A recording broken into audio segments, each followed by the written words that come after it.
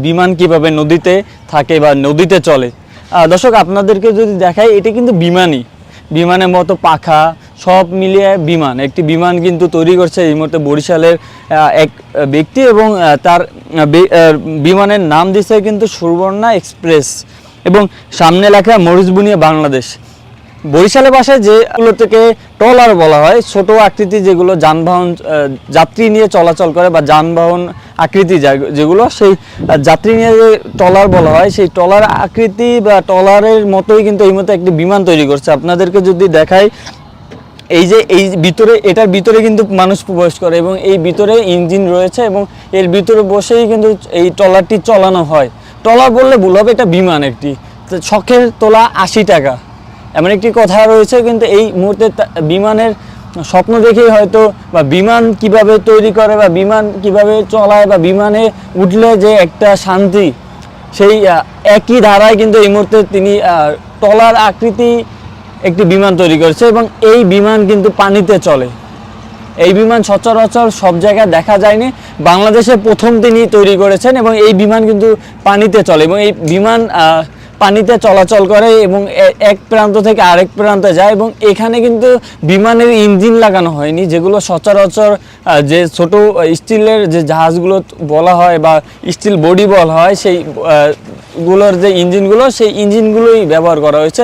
এবং বিমানের মতোই কিন্তু গতি এই জাহাজটিতে, ঘন্টায় প্রায় 20 কিলোমিটার স্পিডে কিন্তু এই লঞ্চটি চলে। লঞ্চ বললে ভুল হবে, এটা বিমান।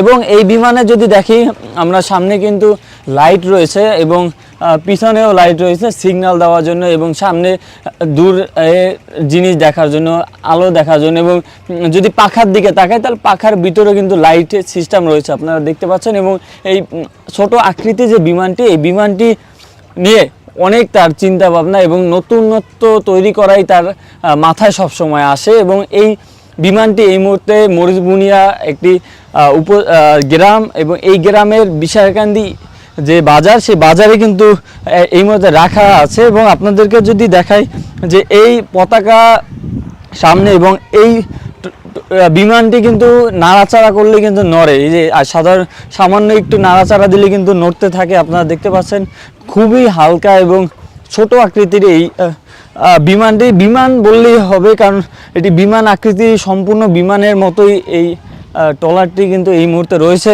এই বিশাখান্দি বরিশালের একটি ইউনিয়নে। এই ট্রলারটি চলাচল করে এই এলাকাতেই। তিনি বললেন যে আসলে তিনি লাইনে বা যাত্রী পরিবহনের জন্য তিনি তৈরি করেননি, তিনি শখের বশে এই বিমানটি তৈরি করছেন, যেন নিজের জন্যই, নিজের কাজের জন্য, নিজে ঘোরার জন্যই তিনি শখের বয়সে বিমান তৈরি করছেন। এবং নতুন নতুন উদ্ভাবনা এবং তার মধ্যে আবিষ্কারের একটি চিন্তাভাবনা কিন্তু প্রতি সময় থেকে থাকে।